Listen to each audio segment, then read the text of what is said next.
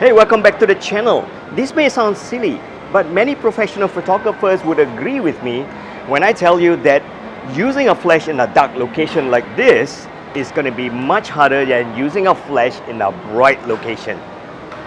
Let me explain why. If you were to take a shot in a dark location, your flash goes off, your subject can really look so bright compared to the background. Look at this, you stand out like a Christmas tree, too bright. This is called background contrast. But in today's video, I'm going to show you how you can get shots like this, where the subject is still well lit, but the background doesn't look too dark, despite the dark location. And let's learn how to do this. Say hi to our model.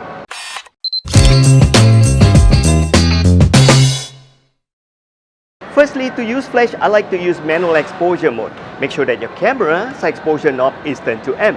Secondly, I'm not going to even attach a flash to this. I'm going to use the built-in flash.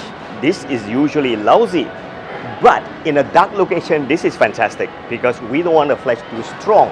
And by that, the first thing you got to do is make sure that your flash is turned on to TTL mode and hit on to compensation and bring this down to -1.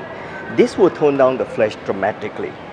Number 2, to make sure that the location doesn't look too dark, the background, make sure that your ISO is higher. I'm choosing 400, f2.8, and the shutter speed. How much? Simple. Look at your exposure meter. Shutter speed is not a value like ISO or aperture where you can randomly choose them. You need to set it so that the exposure meter doesn't look too negative. Too negative? You get this. I like to choose somewhere about here. And then focus on your subject's eye. Boom.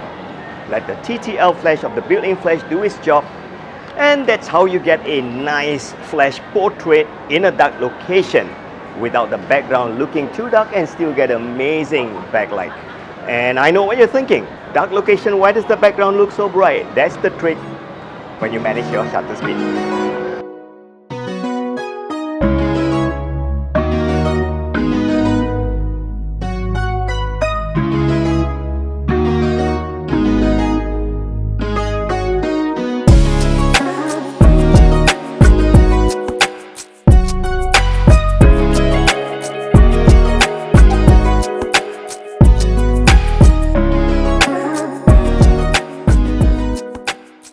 Like what you learned, head on to my e-learning website here. I would strongly suggest that you try out our all-access program.